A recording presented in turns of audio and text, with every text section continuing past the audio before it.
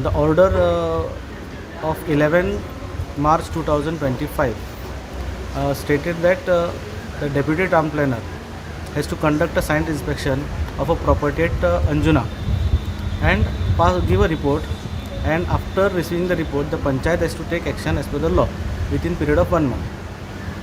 Now there was no site inspection by the Deputy Town Planner who was directed to do the site inspection. After we filed the contempt petition, now the Deputy Town Planner has submitted his report, and in the report he has stated that whatever property has been alleged to be illegal property are illegal, they need to be demolished.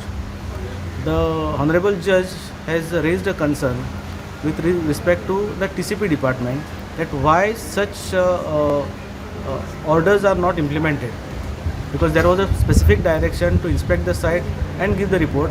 Deputy Town Planner did not do it for almost 1.5 years.